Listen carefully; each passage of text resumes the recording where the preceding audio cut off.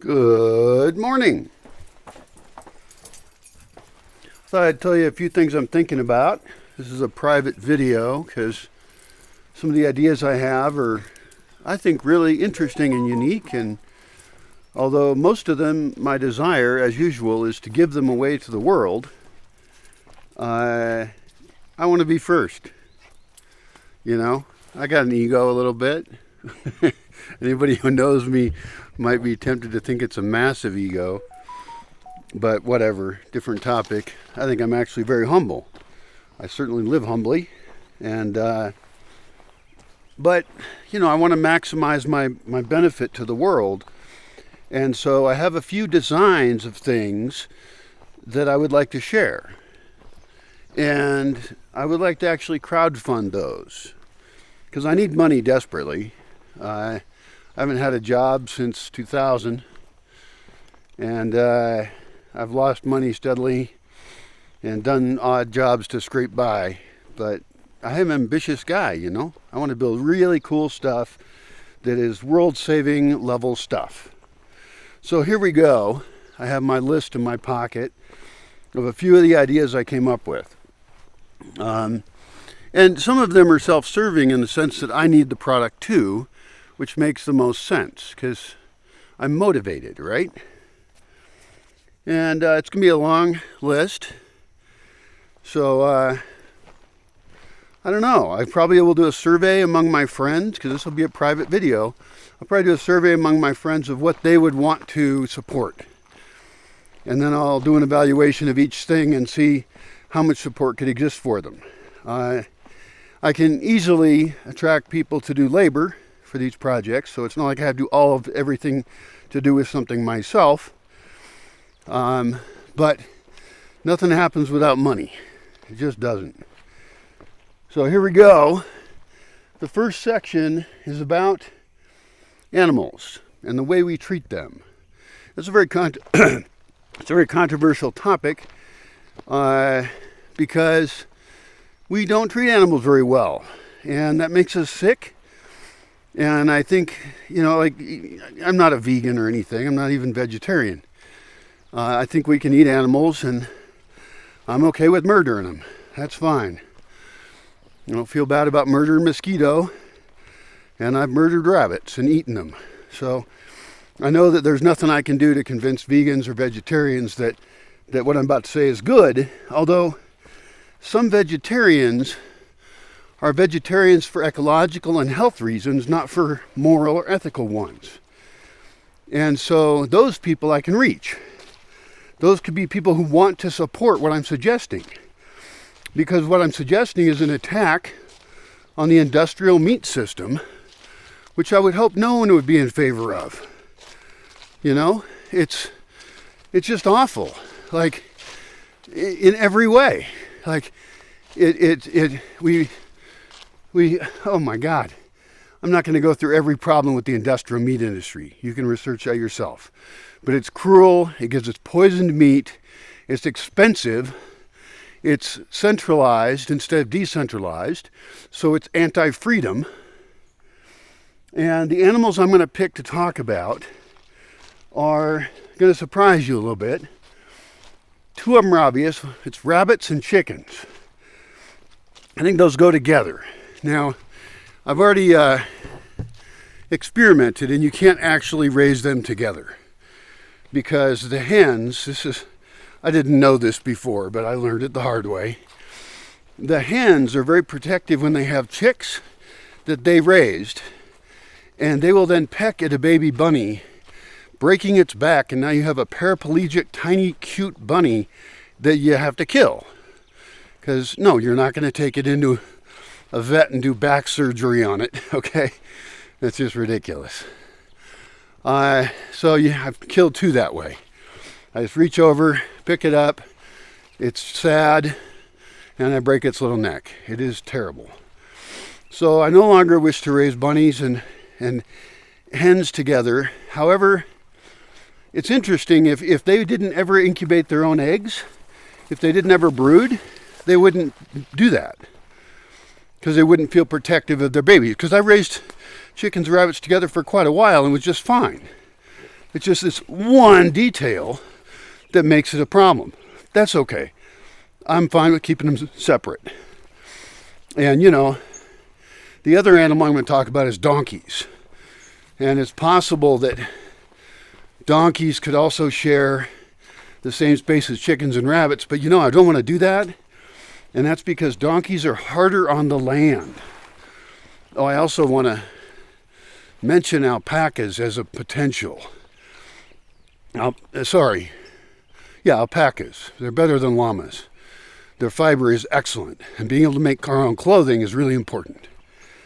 So anyway, let's get back to some innovations.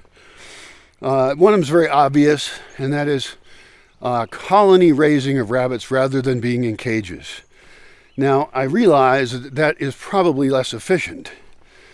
However, it's nicer. It's nice on the land. And if we have courtyards, which is an expense, courtyards we can rotate chickens and rabbits through, year by year, then we have chickens and rabbits in a place. They tend to destroy all the plants within it. They won't destroy pine trees, which is nice. So we get some shade in there. And there's probably some other kinds of trees that they wouldn't destroy, but some of them they would. And so we might have to, with the trees in there, have a protection around the base of it, because the rabbits will eat the bark off of it. I don't know if I've seen that ever happen. Might be making that up, but I'll bet it's true. I know rabbits. And I've raised a lot of them. There's actually a guy in China, the Rabbit King. He's my same age exactly. And I think his website's down, which sucks, but he was a revolution in rabbit raising, and there was a heifer foundation or something that helped him get started out. But I really believe that rabbits and chickens are the best way to do meat in a society. They're small, convenient. The chickens, rather than just raising an animal and killing it, we don't raise the chickens for meat, although they become meat at the end. But they give you these pre-packaged, perfect animal protein, super nutritious eggs, egg packages that are just great. You can transport them, you can preserve them. They kind of by definition are all the backbone of life, at least what you'd need if you were a dinosaur, because chickens are dinosaurs. The breeds I'm interested in for rabbits are Californian, primarily, and that's because I like that they have black and white patterns on them. I intend to cure and sell the furs, and I've done that before, and I made rabbit hats, and they're so warm. You can actually cut a rabbit furs, well-tanned rabbit furs into strips. You can sew them together and then weave them together and make an amazing rabbit blanket that you would never be cold under. Never. And it would last forever. I mean, that would be just so cool. I've never made one of those. We made some jackets. They weren't very well made, but, we were starting. So, and they reproduce like crazy. So they're an infinite source of meat, and they're a way we can make our own clothes, which I don't have many of, right? Right now I'm wearing a North Face jacket, which is awesome. A donation from a very nice person. Thank you very much. I don't buy clothes. Shoes, I think, are the only thing I buy. And actually, I should try and get sponsors of like Tevas or something, and maybe a pair of boots or something. But I like Tevas and Chacos. If I'm going to make this project work, I have to finance it. And so that's why we're going through these crowdfunding notions. And, there's also tons of products that would make great sponsors here. I mean, things as weird as like Honda electric ATVs. That's a topic for another video. But, I'm against buying most things, but there's some things we could buy that would pencil out and be worth it. That one's an interesting choice. But, solar panel stuff, and I mean, I live it. I've been living off grid for 20 years. So there's things I can recommend. And so let's get back to the food system. And not all these are food related, but pretty heavily. So there are a couple other types of rabbits I would be willing to raise. I would raise some Flemish giants, and that's just because they're amusing. You can get them up to 50 pounds. And, that might be for a petting farm or just to have something exotic and cool. It would not be the main deal, and they're not economically as viable for raising for meat. So, and then there's also harlequin rabbits, which have a different kind of fur. And there's two kinds of harlequin rabbits, and that would be pretty cool to do. The other weird thing, I was talking with a guy from Germany, pretty interesting guy, and he actually wanted to have a carnivore festival out here, which I think would be pretty cool, because I have invited people out to watch a rabbit get killed and then eat it for lunch. And, we kill them in the easiest, fastest way for the rabbit. And they're just super productive. And I like that they're smaller than cows. Cows seem overwhelmingly huge. Also, they're very heavy on the land. Rabbits are light on the land. Rabbits can eat food that we can't eat. They can eat just plants out of the forest. But what I was suggesting is that we take and rotate rabbits and chickens through courtyards so that they fertilize the courtyard while they're eating in it. Then we move them and harvest and move. And there's an annual schedule for this, right?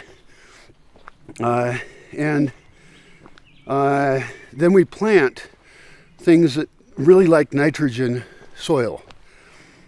Might be tomatoes. There's a variety of crops we could grow. And that would be focused mainly on things for human use. And then the next year we plant in there things that need a little bit less nitrogen. Although that soil is still going to be pretty fertile. And I mean, rabbit poo is actually potentially a product as well. So there are options for that. But I would rather just have the fertilizer be in the same spot that the animal was. We don't ever have to move fertilizer. I see no point in moving it. All of these can have trees in them. Right now they have to fertilize and weed, these weed whackers around the avocados. Well, that seems like a waste. I mean, if we protect the base of the avocado against the rabbits, who theoretically will chew on the bark, then we can have the rabbits chew the grass around it, fertilize it heavily, the whole ground around it, not just right next to the trunk or something, but just everywhere, and have a mix of trees in there. That would be pretty stellar. I actually have a piece of land I would love to buy down there. I mean, that's big money. That already has a young avocado orchard on it. And the way that avocados are done here, it's becoming less economical. So it's a good time to, it's a little strange, but while the avocado industry is suffering, that's a good time to get into it. Because I have a whole different vision of how you do it. Right now, if you're exporting avocados, then there's regulations on having animals in there. You can't do it. But I wouldn't be doing them for export. In fact, I might be doing the avocados for oil. That's another cool project that I could actually fund. And buy avocados and turn into avocado oil, which is a smaller, more stable thing to ship and use as an oil. It's a great oil. So,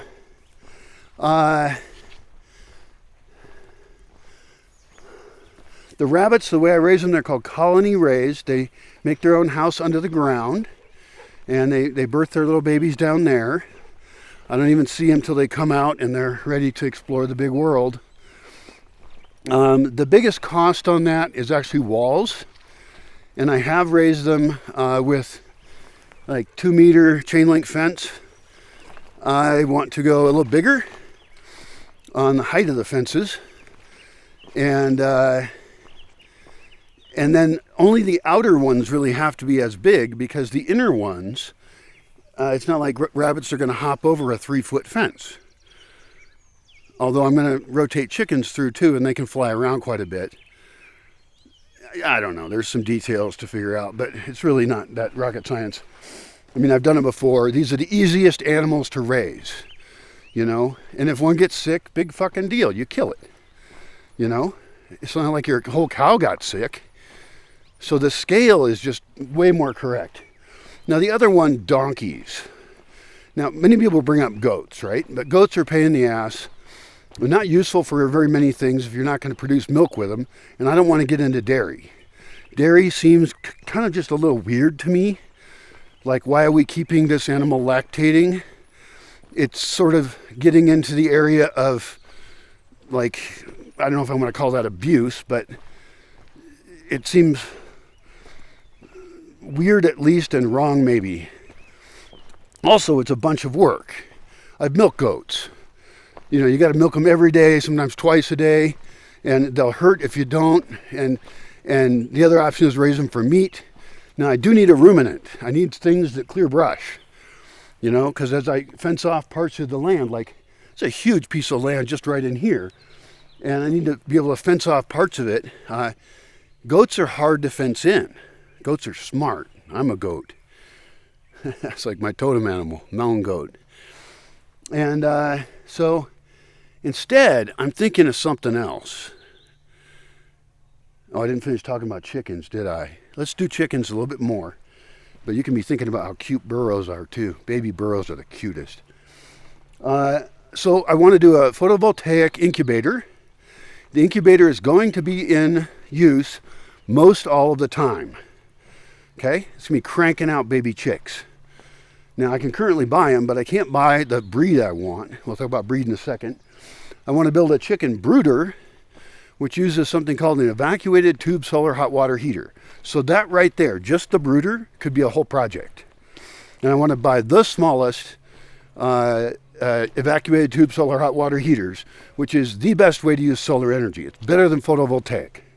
Trust me. The incubator would actually need batteries, which is the big flaw in solar. So that would suck. I prefer not to do that. But and then the idea behind these chickens is actually not just to raise them for here, but to get a breed where the product of the chicken is distinguishable from industrial eggs, right? We want something that does not look like an industrial egg because we're fighting against the industrial egg system, so we want an egg that looks different. Well, your choices on that aren't very many because both Rhode Island Reds, which make a kind of a tan, slightly reddish egg, you've probably seen them. Those are not that uncommon here. White eggs, of course, are totally common. I think those are from Leghorns, I'm not sure. But I want some other color. So what are our options here? Well, we got a couple. One is we could go with Easter eggers or Americanas. They make a light blue or light green colored egg. But, you know, those just don't seem cool enough to me because they're not like really green or really blue. It just looks like somebody dyed it a little bit. And I don't know. I got into these other kinds of chickens I was reading about. I've never seen one. Called Marans. M-A-R-A-N. Not morons. Although I can't tell if chickens are smart or dumb. It depends on how you evaluate it. I think they're pretty dumb sometimes. But the Marans have the darkest chocolate level egg you can imagine. I mean, dark. And there'd be a little price in getting them. Like I got to locate some. And then I would actually want to breed those for having darker eggs. The egg inside is the same as a regular egg. There's no difference. I mean, we could start a rumor that it's an aphrodisiac or something. It might be good for marketing. But what I would do then is get these chickens and start raising them. Immediately start breeding them for darker eggs. So the eggs I incubate are the darkest ones. And I track every chicken individually. It's extra work, but each chicken has a band on its leg. We have different spaces for them, so we track a cohort of chickens and their productivity. The Marans are slightly less productive than, for example, Rhode Island Reds. And so economically that's not as good, but the product is different enough that I think it works out better. And I'll tell you why. I'm keeping these ideas private because even though I want this idea to get stolen, I want to get it going and working and get a lot of people caring about where their eggs come from and correlate that with the different looking eggs. So there's a strategy to, in a sense, something resembling activism. Although I wouldn't really call myself an activist because most activists are really annoying assholes. But I do want to change the world in a fairly active way. But I'm not going to go out and block streets or throw shit at art or anything. So, anyway, so we raised these chicks. We use the solar brooder, which will be easy to build. That's easier than the incubator. And I can always start my system out with regular chickens and then get the Morans in after I've got everything figured out. Because it's going to cost to get the Morans, the original Morans, in here. So there's going to be stages to how to do the project correctly. Another weird thing to mention in regard to that is the chick bar, and this gets into the bigger social reasons. I don't just want to set up a system to give us eggs here. I want to set up a system where I can sell hens, not roosters, but hens, to people in town. And hens aren't as noisy as roosters. And hens will eat all of your organic waste. There's 2 plants I have that are poisonous. I wouldn't give them. Wouldn't give that to rabbits either. And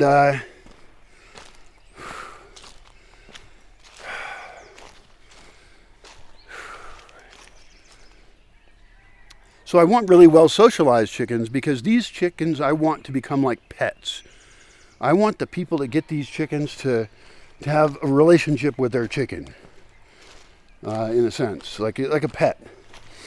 And along with that, there's another sub-item of having some local carpentry people make like the ideal chicken houses that are really easy to, have the chickens be comfortable, lay eggs in, be out of the rain, be somewhat warm. It's not that cold here, so it's not a big problem, but just be all pleasantly nice. Now, I'm not selling roosters because I want to control how people are raising chickens. It bums me out when people raise animals in really horrible conditions. And so I want to pick certain people. After I've got my system mature, right, then I want to go and I want to pick other people with a fair amount of land who can mimic what I'm doing. So I set up the original one. I then spread it, and I published that process for chickens and rabbits. We'll get to donkeys in a sec. Chickens and rabbits as a system that has no waste, that is very healthy, that is economically good in rural areas without a lot of resources, that works well in different climates.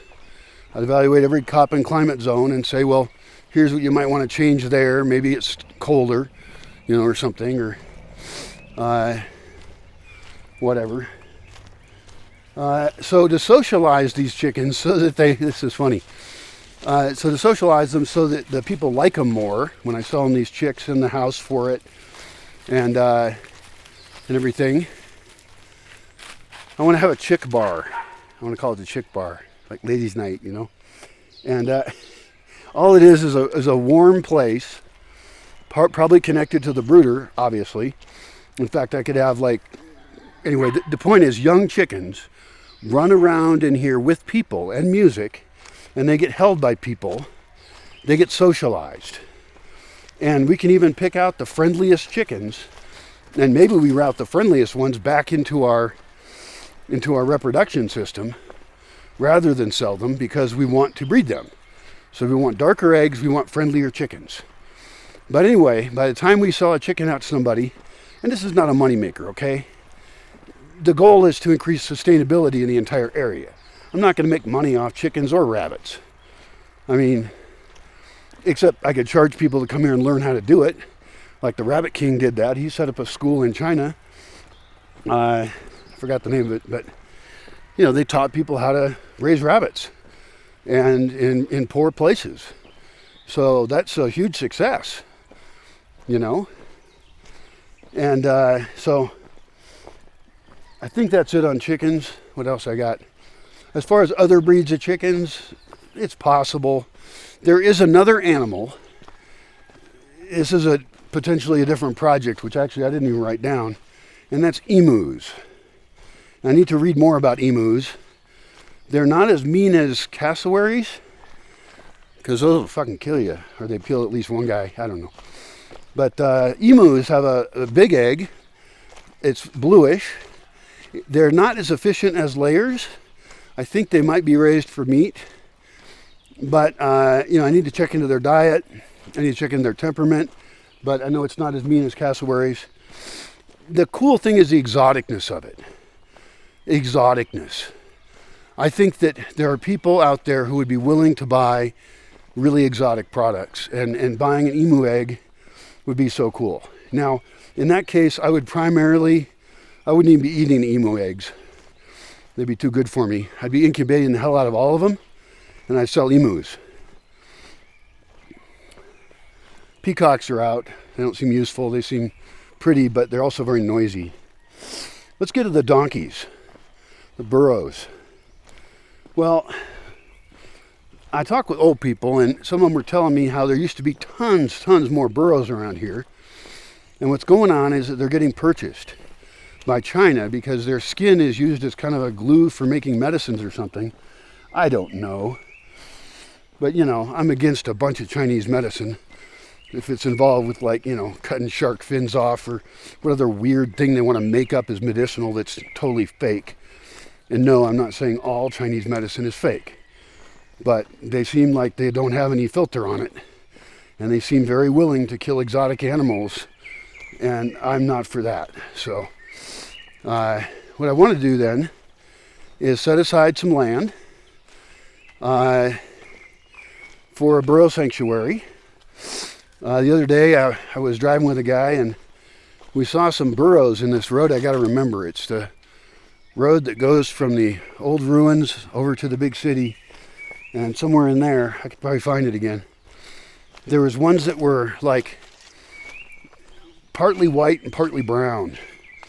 And I like animals that have a variation in coloration, just like I do with the California rabbits or the Harlequin rabbits.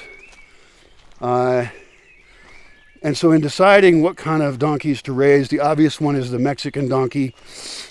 It's the most common, but they all kind of look the same. And I would love it if the donkeys had an individuality to them so that you can easier know their names. And again, I would be raising them to be really friendly. So I want them heavily socialized. We would be raising them to reproduce as much as possible. And probably keep males and females separate unless we decide a little donkey sex party has to happen. And the goal, this is a little bit of a deviation, isn't to eat them, but rather to use them as small horses for transportation of goods and services and things. Goods, I guess.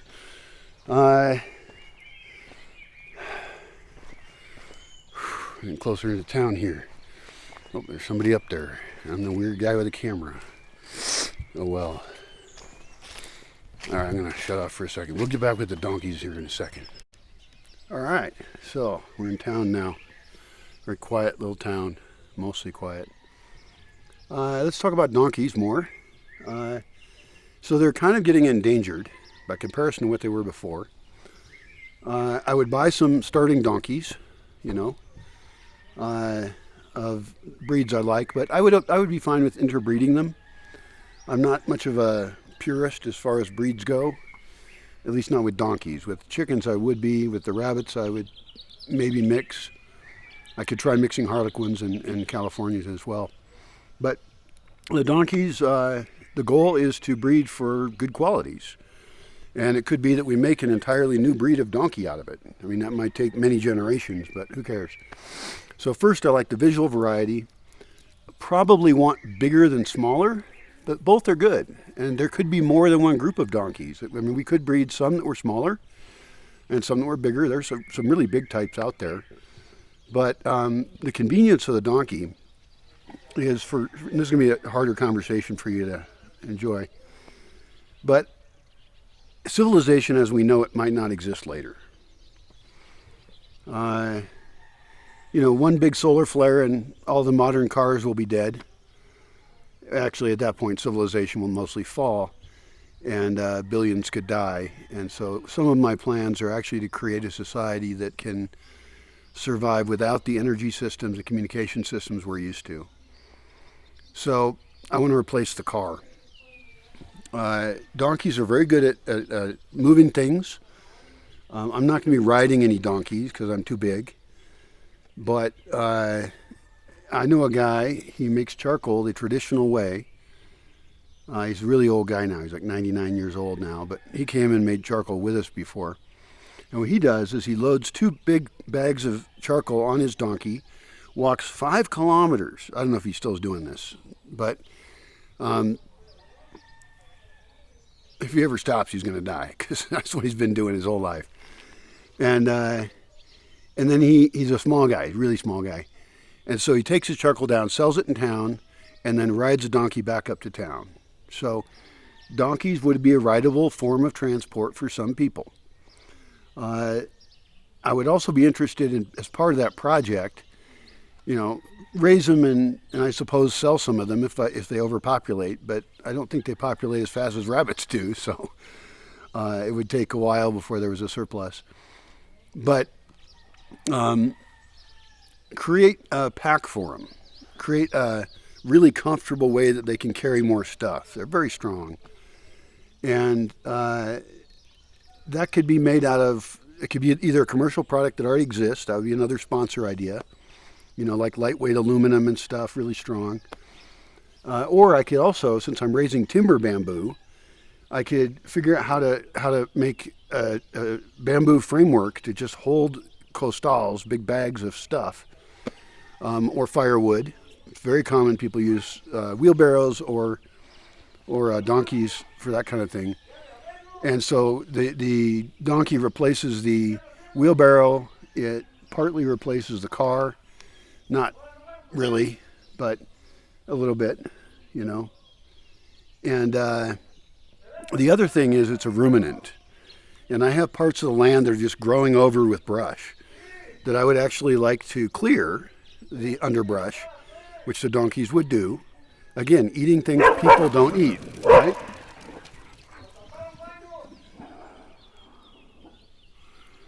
Be nice. So I want them, and they would have their own house. They would have their own roof. They need a water thing that captures water for them and enough water so that they have all the water they need. And then you could take those same donkeys out on a rope, and you could just tie them up to a spot near a trail where you want to clear an area, and they would clear it. Or if there was fencing, you don't need very good fencing for a donkey. They're not adventurous. They're not like goats. And so that would be a really great thing to do. What else on donkeys? Let's talk about, before we go on to some other energy systems and things, I want to talk about the more difficult animal that I would like to have again here at my place, and that is people. Because animals would need care, and I want students to learn things and then go implement that elsewhere.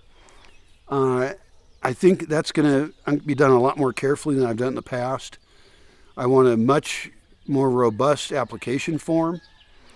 And some of those people could come as, they could be paying, or an organization that they work with could pay them to go somewhere. I could partner with nonprofits, like the nonprofit to help the China Rabbit King guy. Because I feel like a lot of ecological projects are kind of bullshit, and I'm very pure about how I do things. There's no wealth going on, I need a new vehicle. My vehicle's dying. But I'm not a person who likes an opulent lifestyle. I want to find out how we can kind of live like the Amish, except without the religious part, and maybe less boring clothing would be good. but just in terms of really consciously deciding what technologies to use and how to use them, what effect those technologies have on us. And so the kind of people I want to have here would be learning about the values of how we want to live in a better way, using less resources. And almost all the projects I'm talking about here have to do with resources, not all of them. My battery will eventually run out, but my voice will. So we got the donkey sanctuary. That just sounds great, and baby donkeys are just the cutest, really. So I think people would love that. And then people, involvement in all of these. I need some other kinds of people as well. Like for the next projects I'm going to talk about, I need engineers. I need people with more skills than I have, although I can pick up. I mean, all this stuff's pretty easy. All this stuff should work in rural places. Really gets important on one of the projects I'm going to talk about, an eco-sustainable building, because I'm kind of against these fancy eco buildings. I want eco buildings that are built for like people in rural areas that are not economically advantaged, built with local materials and local labor. And I want to get specialized gadgets everywhere doing shit. We'll make a few exceptions to that. So the next one I'm going to talk about is one that actually matters to have people here, and that is a solar sauna. Right now I have a cordwood, which is pieces of wood, like round pieces of wood with cob in between them, mud, like adobe type mixture. I didn't use concrete. The book I designed it off of uses concrete. The problem is it's all wood fired, and so and the way I built it, it has a pretty high thermal mass, so it takes a really long time to heat it up. And so I have a whole different, really important technology, which I mentioned briefly before. It's the evacuated tube solar hot water heater. I'm going to go through that real quick for anybody who doesn't know what it is. They're very common here. I see one right over there. I see one right over there. That's because people have cement roofs here, and so their roof can handle a lot of weight. It's a big thermos, okay? Big thermos with some tubes that come down out of it. Those tubes are black tubes that when the sun hits it, they heat up the water that's inside of it, and that water goes back up into the thermos. Good start, not good enough. Around those tubes is a glass tube in a little space like that, and that's a vacuum in there. Now, because of physics stuff, no heat can pass through a vacuum. Zero. A vacuum is the ultimate insulator. So all day long, that solar radiation is hitting these round tubes at different angles as the sun moves through the sky, heating that water up. It automatically, without pumps, floats upward because heat rises into that thermos. And then that heat is then available for a whole bunch of variety of uses.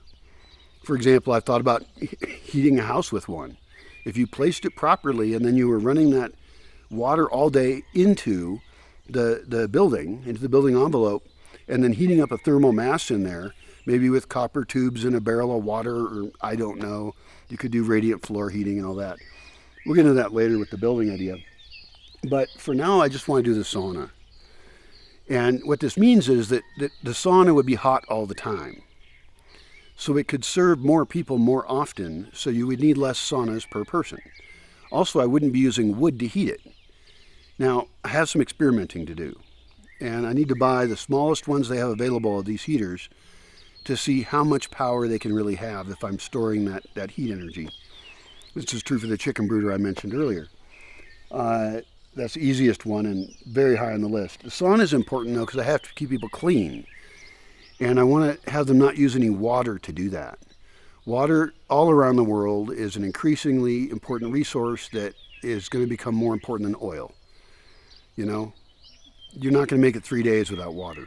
We need water. So I'm purely on rain capture where I'm at. No wells. Don't drill any wells. It just lowers the water table. So the sauna is a way you can get cleaner than taking a shower. I mean, if you sit in a sauna for a while, your outer skin peels off. You can just rub off skin and everything. So, you know, I like my current sauna has a cold shower outside, just a handheld thing. And so you can rinse all your sweat and gunk off you, and you get so clean by comparison to a shower. A shower doesn't even make me feel clean anymore. and it wastes just tons of water. But a steamy sauna, a dry sauna or a steamy sauna, whatever, it could be both, it would be hot all the time because I'm not using wood. I don't have to fire it up, right? Because right now it takes me hours to fire that thing up because of the thermal mass. This thing would always be warm. And so people could use it more often. But even if you take a sauna once a week, living in a forest where even the dirt is clean, you're really clean, And we can have, foot washing stations and all this stuff that maybe we clean up a little bit before we even get into the sauna. Maybe we have a hair washing station, And there's some math involved with like how much rain capture and storage space you would need in what climate to provide enough water to run that sauna. In my case, the rains come only during a very short time of the year. So I have a bigger water problem than you might have if you had rain all year long. So some of this is climate dependent. That actually goes along with another thing, which I could also crowdfund. I've already built 6 composting toilets. I built them, almost 20 years ago. And they work great, and they use no water at all. Now, the ones I have are pretty darn good. There's some improvements I can make to them. This is another reason I don't want to release all the designs right away, but I want to, improve them. Usually it takes us 3 times before we get something right when we're building it. So the composting toilets I really have figured out at this point, but I want to build one that looks so nice. So this could be its own crowdfunding effort. I want to build one that's so nice it looks like a fancy restaurant or airport bathroom, And there's no need to have issues with men and women's bathrooms. I don't understand why everybody's all upset about this dumbass shit. Everybody should, be private when they're pooing or peeing. So we just have enough spaces for people to do that. In my case, I also have the pea garden, which is an innovation I don't know of anyone else doing. I think Kanye West said he was going to do it. He got all this press off of it, just saying that. And it's like, I've been doing this for years. I've tested it. I know how it works. And we don't dilute the urine with water, but I want to have urine systems be separate than the composting toilet. You can still pee in the composting toilet, but by not peeing in it, then we've lowered the liquid load on the toilet, which is one of the problems composting toilets can have.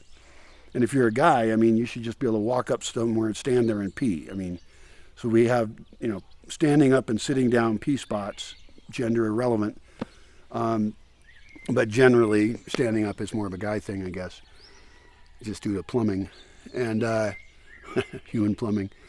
But that's another nice thing about the composting toilets is that they don't have any plumbing. They don't get clogged up. I actually, in my composting toilets, use composting worms, and I use dung beetles, and they physically move this shit around in there, processing it, while the thermophilic bacteria are doing a bunch of the work. This is a solved problem. Bill Gates already had this big thing of like, let's redesign the toilet. And I'm like, I've already redesigned the toilet. I don't think that Bill Gates, any of his projects, and I watch videos on them, I don't think anybody can do better than I've done. But I want to make a prettier one. And the next stage, if I was going to crowdfund it, would be to put one in town in a place where there was a business. Because where I live, you pay to go to the bathroom, right? And so it could be next to a restaurant so that it's kind of attached to a business that makes sure it's a clean toilet, right? And I want it to look really good too. That one's public and people could visit it.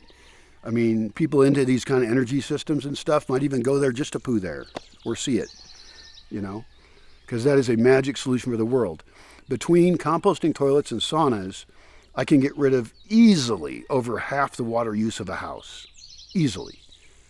And it depends on the house and how much water you're currently wasting. I don't waste hardly any. I barely use water. And I have 110,000 liters of storage. I don't even go through it all. But there's other issues with that in irrigation, and we'll talk about that in another project. But the sauna is social. There could be quiet saunas, noisy saunas. There could be saunas with, light that comes in through the roof. There could be saunas with, double pane windows overlooking the sunrise and sunset. We could really redo sauna culture using the sun in a lot of climates. I'm not sure yet on how well the evacuated tube solar hot water heaters work in different climates. So I may be tempted to be ready for or design into it the option for a small wood-fired system as well. That would be fine. Another option you could do is have solar panels and have a diversion load. When you have too much off the solar panels, it heats up the sauna more. And there could even be a temperature control in the sauna so that it turns off or has valves on the hot water heater or the PV, photovoltaic, to make sure we don't overheat it, right? Like with the chicken brooder, I don't have that problem because I'm going to overheat one spot and I'm going to have a bunch of space, and then the chicks will just move closer or further from the heat as desired, kind of like they do when people put light bulbs, like heat lamps, in with chicks. The chicks will get closer if they're cold and further away if they're hot. So they're their own thermostat. That's different than an incubator, which has to be exact. Incubation system, whole different thing.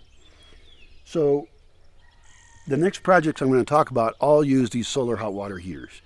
Now I'm going to give you an example that you can get involved with right away very easily using these, and that is a great innovation that's come up in the last, 6-8 years, and that is solar ovens using evacuated tubes.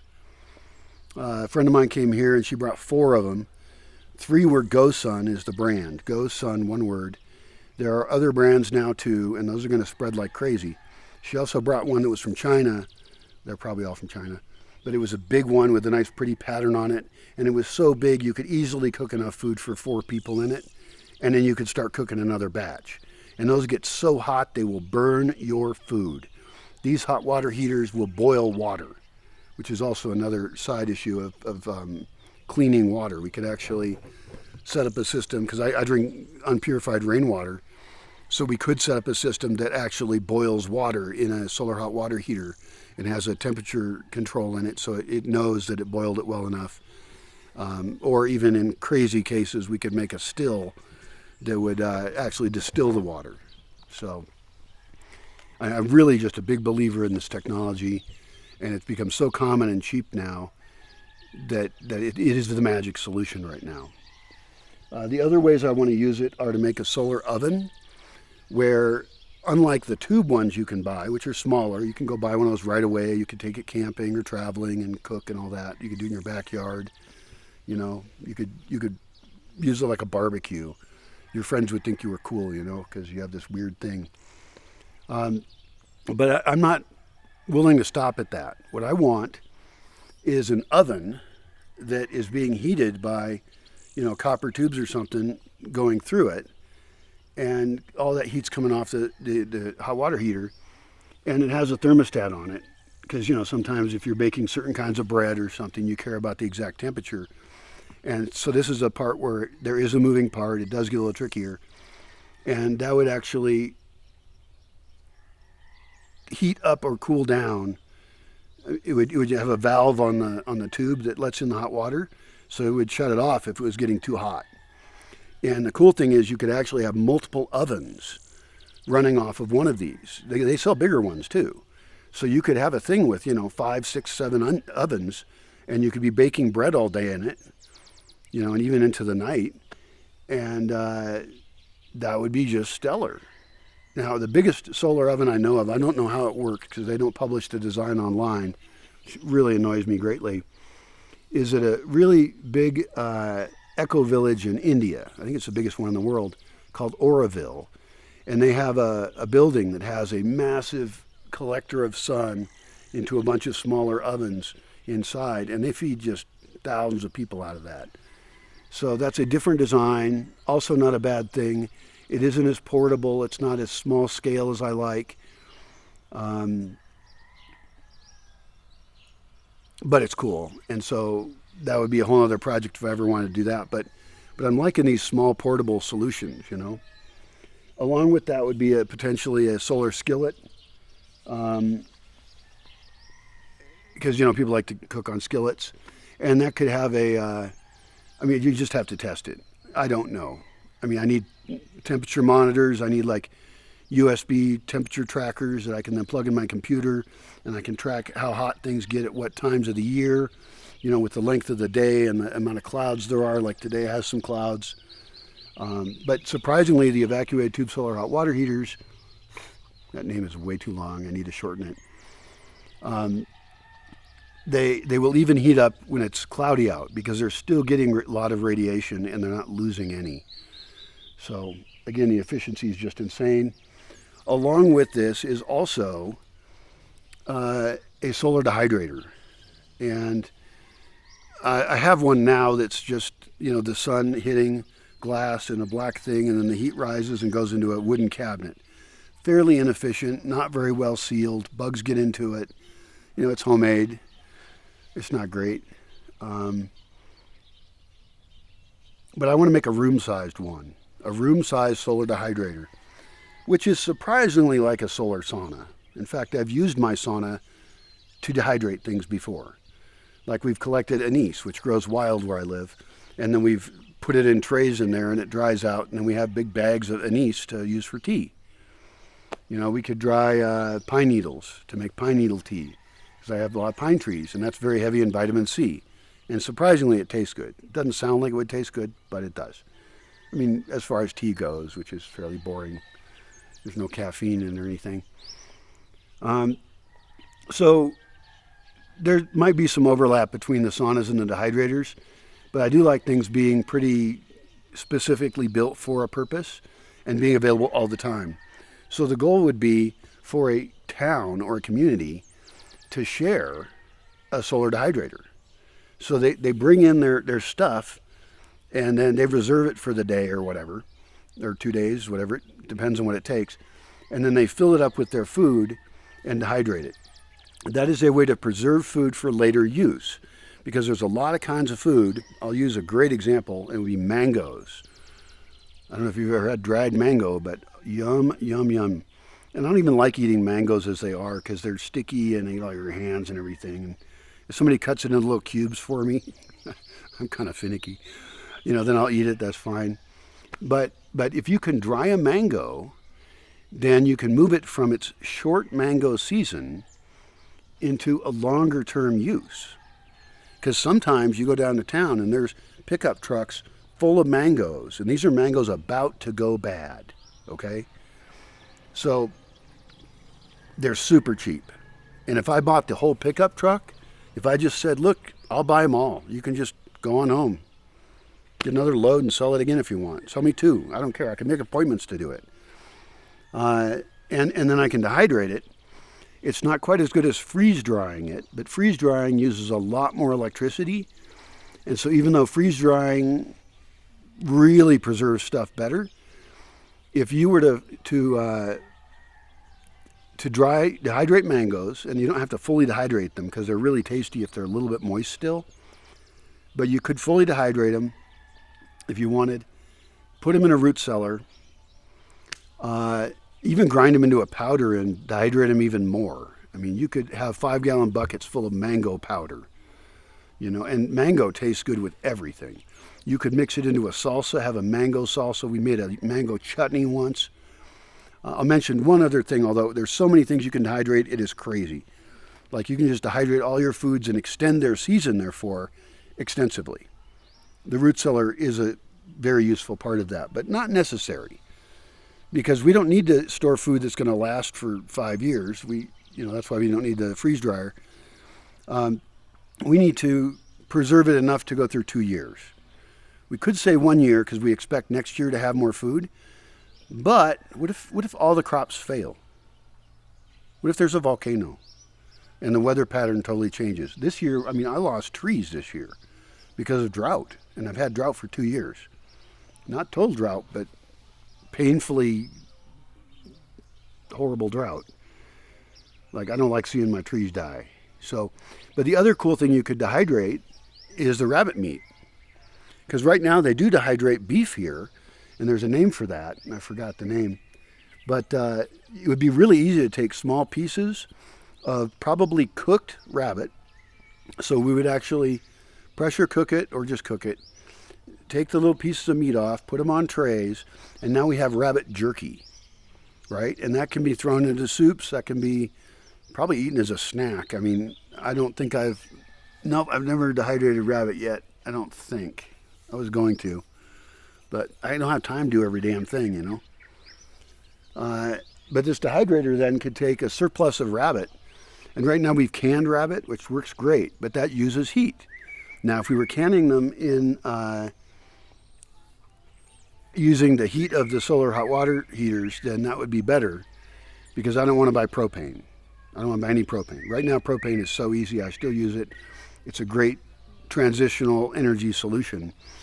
But within a couple of years of designing and building these, I could solve it. I could have a solved problem. And by the way, my goal here isn't to build solar ovens and sell them. Okay, I don't care about that. I want to give the design away to the world, even if I have to patent it and then give it away, fine. You know, but keep it from being owned by one corporation. I hate that patent stuff, you know. It's like if something is really useful and going to save us, then I want everybody to have it. So these kind of systems I set up, I want as gifts for the world. You know, I get a gold star before I die. Yay, great. That's all I need. So we got solar dehydrator. We talked about it. I think that's pretty well covered. That could be also pretty small scale. I mean, if you really imagine the smaller ones. So like in this town, they have a mill that everybody brings their grains to.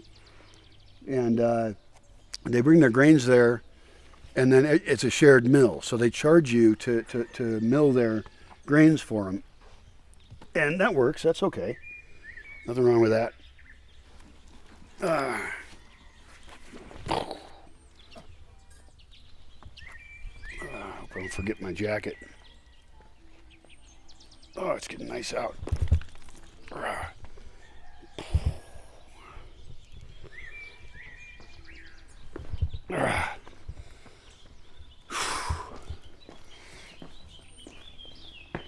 That's better.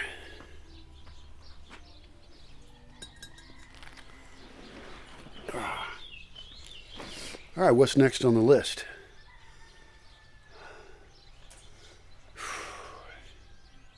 Oh, it's a big one. It's going to be harsh. Damn, I'm going to take a break. See you in a few minutes. All right, let's keep going. Food forest farming is something I'm into in a damn near religious way. I think it is the solution. I want to replace agriculture as it is, since agriculture as it is will fail. It's fossil fuel driven. We grow things with big machines. We ship them around with gasoline. It's the wrong way to do things. We need food growing where people live. We need people growing their own food, sharing it, preserving it. And so we need to create biologically super diverse food forests for every climate in the world, gathering the best genetic plants in the world, all the trees that produce medicine, all the trees that produce food for us, or fiber or shade, or, you know, heal the soil or provide habitat for mushrooms. And so this idea is the living seed bank. The living seed bank, or banks, plural, because I want these all over the world. Now, they're going to be very, very different in different climates. I live in the subtropics, so I'm going to start here with the land I have. And I'm going to continue my 20 years of experimentation with that and have known solutions for each one. The list of plants is enormous. And we can evaluate for every Koppen climate zone, that's Koppen, look that up, climate zone, and figure out which climate zone you're in or near. Because also climate may change, and so things that don't currently natively grow where you're at, you might want to grow things that are near natives. They come from near there. If we get everybody into the habit, not everybody, but a lot of them, in the habit of reproducing plants, knowing how to do it, what plants to reproduce, and putting them all over the place. Plants that don't need any irrigation. They don't need any fertilizer. That's a solution set we can create for every single climate zone. And that is absolutely revolutionary, absolutely critical for the world. The products that would come out of that locally for me, I've already started giving seeds away to people. I just gave some away to a lady today. She had never even heard of that plant, even though it's from around here. So I don't know why she never heard of it. But, you know, you can't know everything about every plant. It's just there's too many kinds of plants. Focused on things that have utility, Nothing wrong with some flowers. Food forests don't need to just serve people. They need to serve the entire ecosystem. So we want the birds, the bees, the bats, the wildlife to all be enjoying the habitats created by these plants. We want densely planted areas. We want production areas, small pockets of production, but not like huge fields just, dead most of the year where, mushrooms can't live and animals can't live. That's a terrible way to do agriculture. So spreading the concept of it, defining it, spreading it, training people, working with other people to adjust those systems for every other climate. This would help people eat locally. This would give people food security, food sovereignty. Those are good terms to look up, food security and food sovereignty, where everything you need is grown nearby. And if there's a disruption in the supply chain, if there's social disruption, if there are natural disasters, which there will always be, then we can be just spreading the best of all the plants to every place in the world. That is a very good idea. So why is it called a living seed bank? It's called a living seed bank because, they have seed bank up in Norway or somewhere that's saving seeds for the very, very far future. Cool project, probably really well funded. I want the seed banks to be alive. It's cheaper. I want them in action all the time. I want many people involved in them, in trading plants and giving away seeds or selling seeds as they like. And so living seed bank is a different concept than a dead seed bank, just storing seeds. The living seed bank will change as the climate changes, and we can even prepare for extreme climate change by planting things in microclimates where we know that they're not going to be happy now, but that we might be able to reproduce them later so we could plant for colder and hotter climates. I can talk for hours about that. That was a pretty good summary, though. Good. That needs a lot of funding because we need to be experimenting. Like, I'll just give you one example. I do direct in-ground cuttings, right? So I can do a cutting of a plant and I can cut a piece of it off. In some cases, dip rooting hormone on it, or I can also use willow and other things as rooting hormones. And then I can stick that directly in the ground at exactly the right time of year, which depends on where you're at. And it will grow enough roots that year to survive whatever tough times it has and then survive to the next year. Mostly here we're talking about perennials, trees and perennial plants. But I like to have a perennial hot pepper. I love that pepper. It's an apple pepper. Mine might have died this year because it might have dried out, but I had a number of plants of it that produced more hot peppers than I even need. And that's another thing we could dehydrate in the dehydrator too and have hot pepper powder. Because I like hot stuff. I like spicy food, And any kind of spice that's ever been popular in the world, we can try and get to grow everywhere in the world. Like, for example, there's vanilla orchids.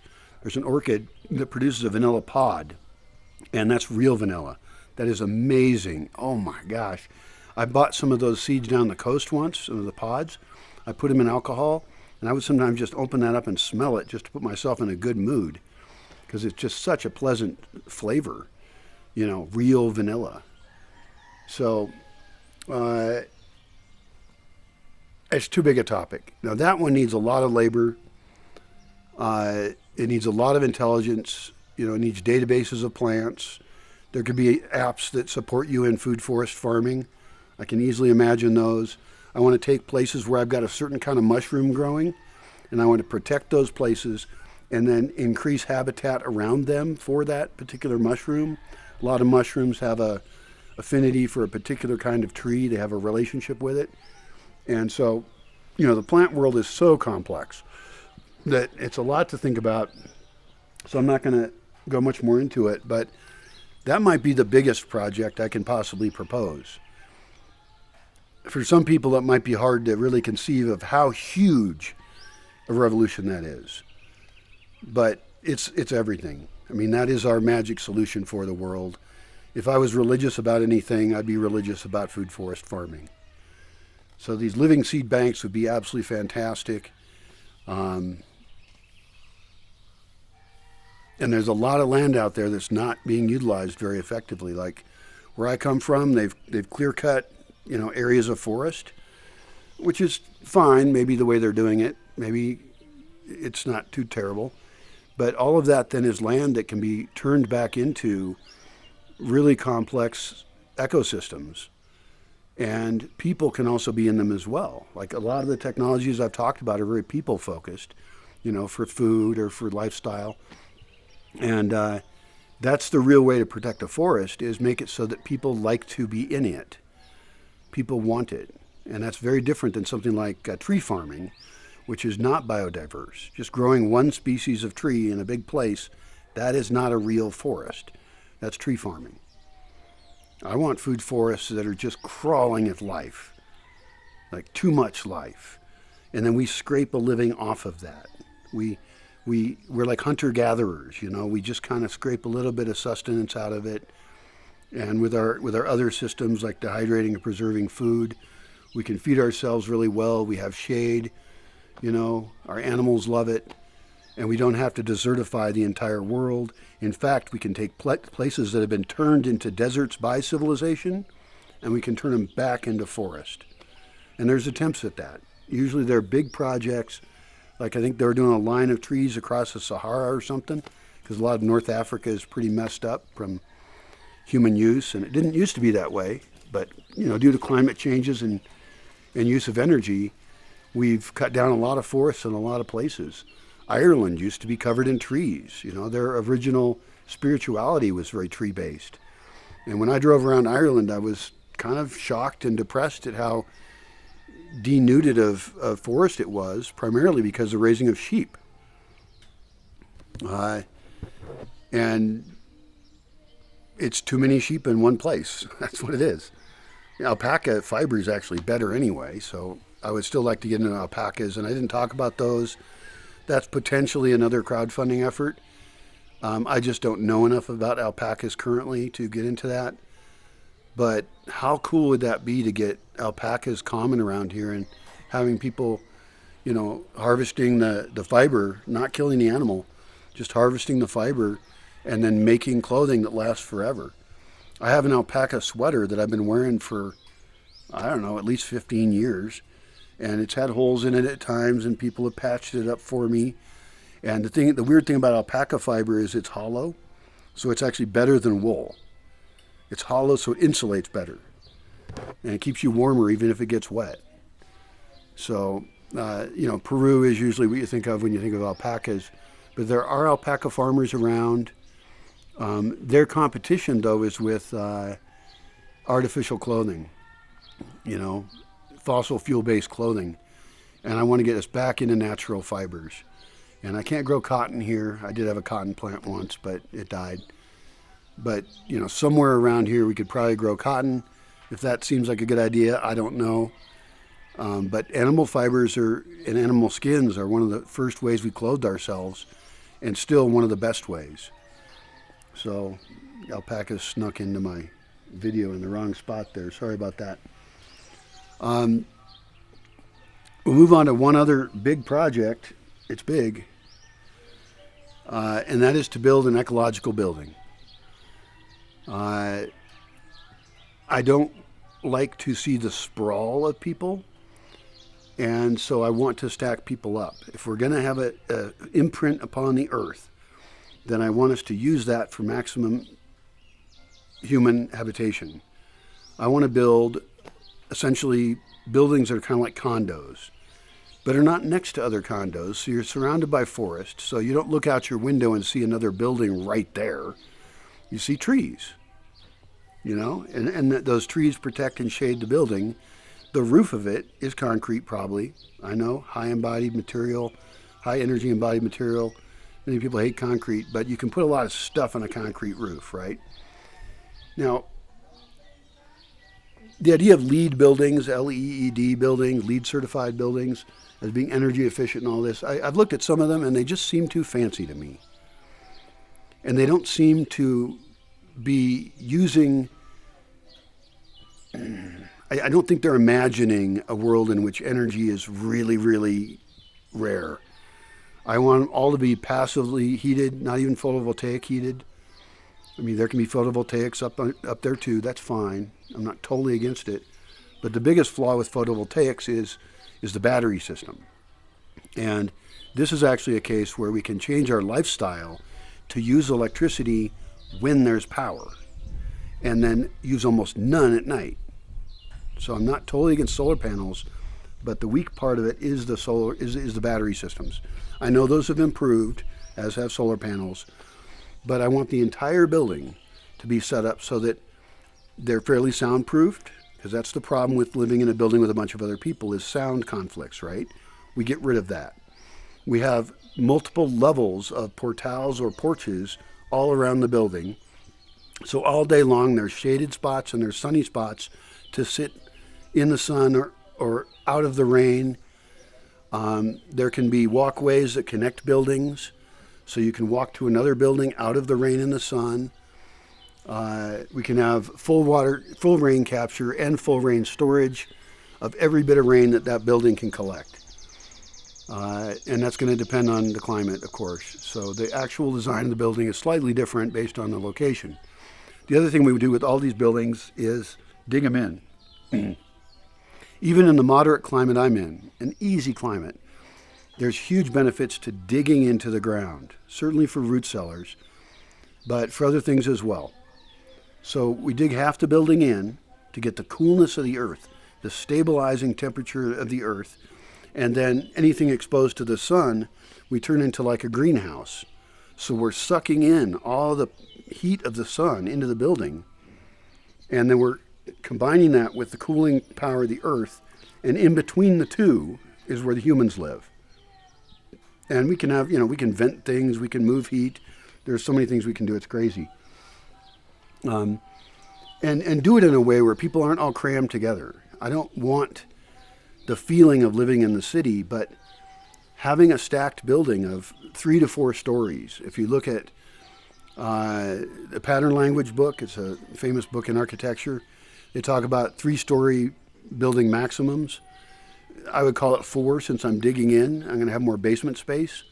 I also want to build these buildings on slope so that we can dig in better and have multiple first floors. So there's just a whole different way of thinking about architecture. I've thought about it a lot, I've written about it a lot, and I want to build one. Just one. Now that would be a big project to crowdfund. I mean, we're talking hundreds and hundreds of thousands of dollars. I mean, to really build a really good one, it might be $1 million. But it could be a building that houses 50 people, with different spaces. It could have, small places, because a lot of people don't need as much space as they waste. And not everybody needs their own kitchen. We could have kitchenettes, and then we can have spaces set aside. I want zoning to change completely so that there's restaurants and food available all around you. Any product you need should be available in the building, almost. There can be, a space for a dentist over there, office spaces for different kinds of services, workshops. You could have some buildings that were very kid-friendly, and you could have other ones where there's almost no kids. So the culture of the building itself could change, could be different according to what somebody needs in their life. And you could even set these buildings up such that, during someone's lifespan, they would tend to move from one building to another. And a lot of stuff could be built in, so we don't have to move all your furniture and stuff. If you move buildings, or parts of the building even, that's the lifestyle that I see as working. And my visions of architecture have changed a lot, having lived in different places. And if I go and investigate other societies and the way that they handle architecture, I could probably still learn a lot. I can do that without even traveling, although that's a great way to learn. But things like saunas would be built into the building, or it might be an outbuilding. And there would be a variety of outbuildings. You might want an outbuilding that is a buried, dance hall, where it's just a 24/7 dance party there We don't have to worry about noise at all or bothering the neighbors. And so people are using it as a dance place. There could be just park all around it. Everybody could live on the park and a plaza. They could have outdoor spaces of all kinds. We could have dog parks, although dogs are a whole other thing about how I think society should work in our relationship with dogs. Whole other topic, and possibly even another crowdfunding thing. I mean, the monks of New Skeet raise dogs, and they train dogs. That obviously you don't need in every building or even every town. But fixing our relationships with every kind of animal and plant would be really great. But architecture is this fundamental thing that we do very, very wrong. And the worst thing we probably do is sprawl. We just concrete the hell out of everything. Transportation. Most people don't need personal transport. I understand the convenience of it, but it makes way more sense to have professional transport. And those could be even built. The transports could be built in a way that you don't share air with the driver, because the driver is at more disease risk. COVID has taught us a lot about things like that. And so you could have transport, because most cars are just sitting there. They're not being used. That's wrong. That's bad. Not to mention, we want to get the horses and the donkeys in there. I want horse-drawn carriages again. Horse wagons. And I didn't talk about horses because I'm not ready for them. I'm at the donkey stage, But this building, I have a spot picked out for it, where it would go. It would be publicly accessible, because I think people would want to tour it and see it and examine it. And, you could invite TV shows to review it, and you could have part of it be like a hotel where someone could rent a place in it and stay there and feel what it's like to live in a building that was designed for both privacy and density, which I understand work against each other. I'm often in my projects, I'm working against myself. Like all the stuff I've done increasing wildlife habitat has made it so that I have animals living in buildings that no one's living in currently, and woodpeckers, drill holes in my wooden walls that I stupidly built when I first moved here. So I've learned a lot, and I want to combine that knowledge into making the first real sustainable building using all the different notions I have. And then probably right after that, after a few years of living in that building and having it evaluated by a lot of people, build another one that fixes those problems. Because the first one we build of anything is never quite perfect. And of course, the architecture of the building would be radically different based on where you live. There's places where you're trying to cool off because it's too hot, and so we want to dig those in even more. You could have, grottos with water dripping and be really nice cool spots to hide out from the hot sun and get out of the humidity. Humidity disgusts me. I've never wanted to live in a hot, humid place. And there's tons of people around the world who live in really hot, humid places. And when energy goes out, when there's no electricity, some old people die because they overheat, and it's just not comfortable. And then there's other places that are commonly way too cold. The average temperature is way too low. We want to dig those in as well to get that moderating nature of the earth, and then suck in as much sun as we can to still have a very, very comfortable place out of the drizzly rain or whatever problem that climate has. Even in the easy climate I live in, we still need those solutions. There's a lot of places that are both too cold and too hot at different times of the year. That's true even where I'm at. And in some places it's extreme. Like there's places like, I don't know, I've never been in New York or anything, but apparently that's too cold and too hot and too dense. But in that climate, let's say upstate New York somewhere, you could build buildings that were comfortable all year long, and this is critical, with no additional energy provided. No burning of wood, no photovoltaic used for heating, no electricity for heating or cooling, no air conditioning. All of these things can be built into the system, right? Like a passive solar house. It can be done, and I have never heard of anyone trying it. I mean, you can look for inspiration from very traditional housing from indigenous people around the world, and they've come up with a solution for their climate. And we can learn from those, but then expand that and use materials that last longer, because a lot of them were built with materials that rot, like wood.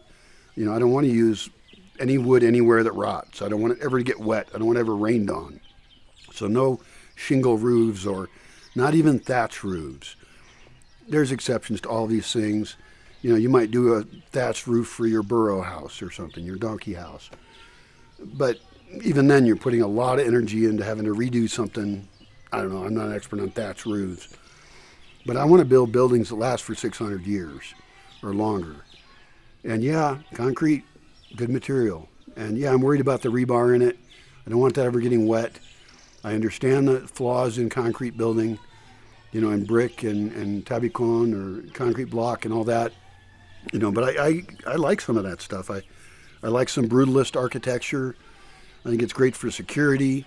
I think we should build almost castle-like things again, you know, and even design whole towns. I have thoughts about entire town design, designed for protecting a whole community of people, and not having it just be anybody shows up anytime unescorted.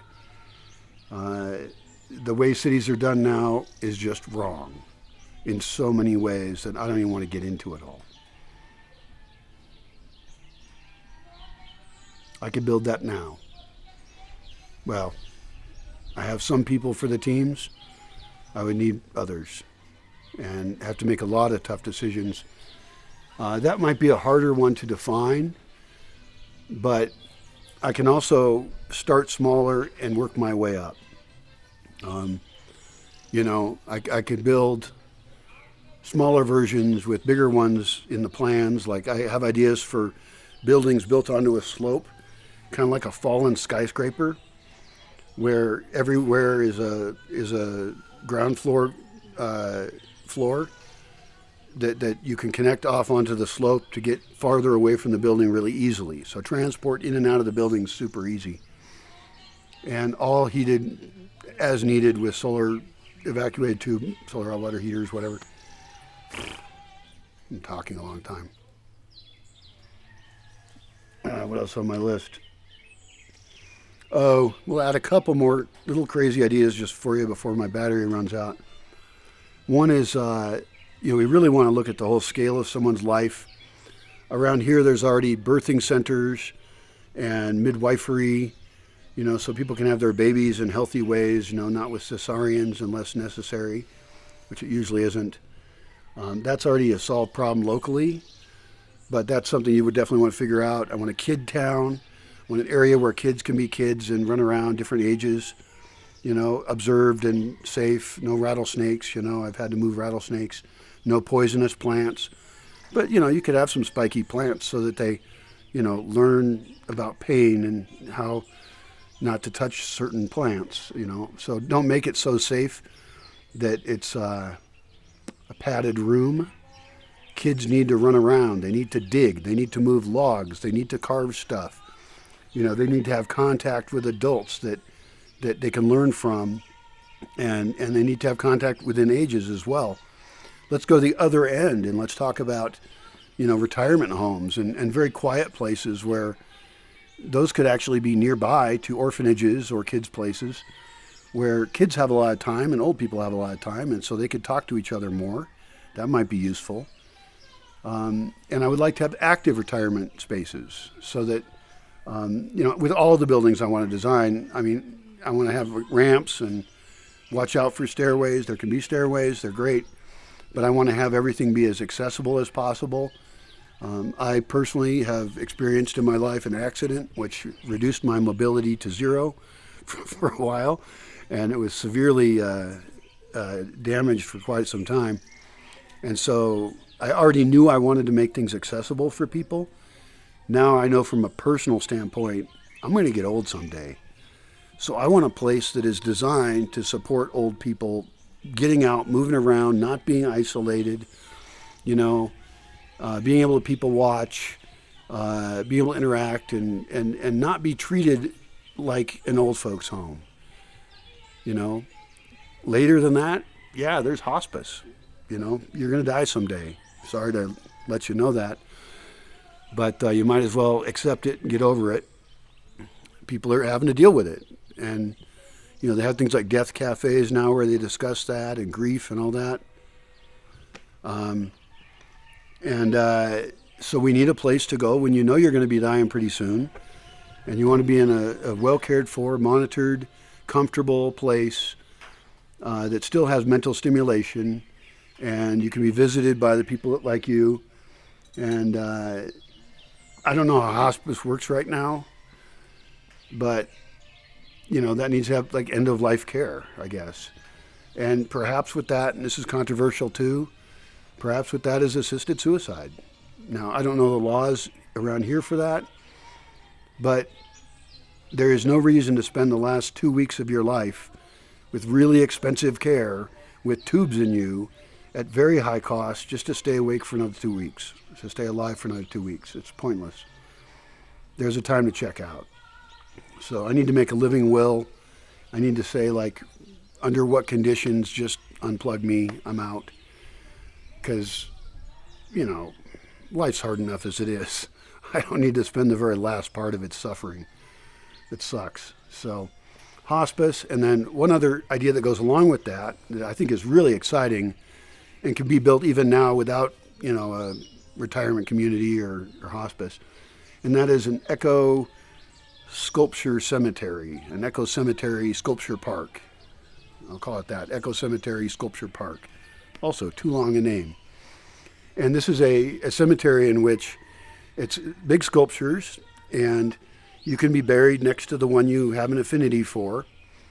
And your body is actually composted there. I have some details on design that maybe some people don't want to think about until then.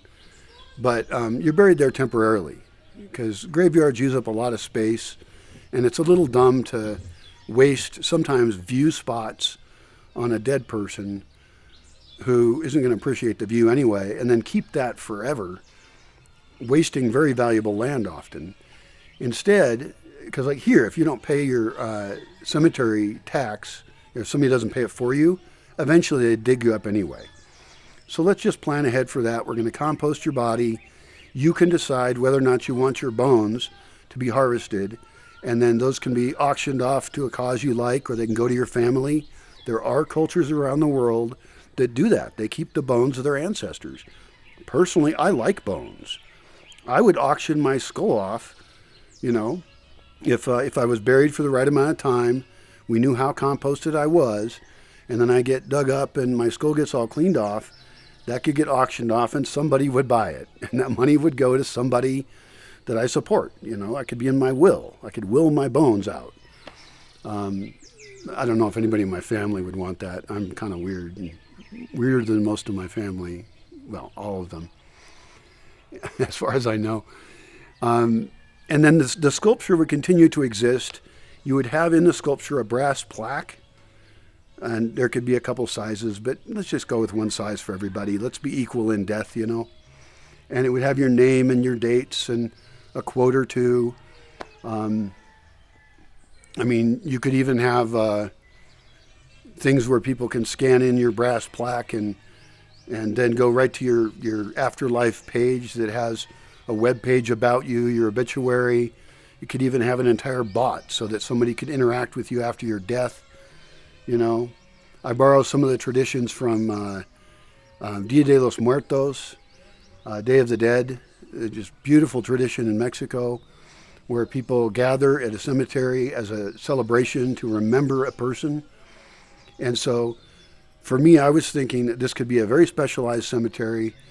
Certain types of people would want to be buried there. Other people want to be buried in their family plot. That's fine. Do whatever you want. I'm not against cemeteries, okay? I'm just trying to take it to the next level and make a better one. And so people could still gather here then, whether it was Day of the Dead or not, and they would have a beautiful park to sit in. There'd be benches. It'd be like a picnic ground. There could be barbecue spaces there. And they can really spend time with their loved one that they miss. Because as you get older, you're either going to die or everybody else is going to die around you, or some mix. And that's something we deal with. And so let's do it better. I love the idea of this ecological sculpture park cemetery. And it would be much cheaper because you wouldn't be buying a plot forever. You'd be buying a plot for the 2 or 3 years it takes your body to compost. And we could, make sure that happens in a comfortable way.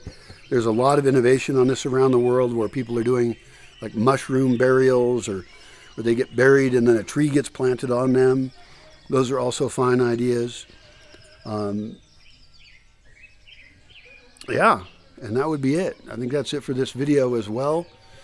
Those are some ideas I have for things that I could crowdfund that some people might be excited by. If you're excited by one of them, contact me. I'm going to figure out which ones of those are the most popular, and it would give me some income so I can do more projects, and pick very carefully who I involve.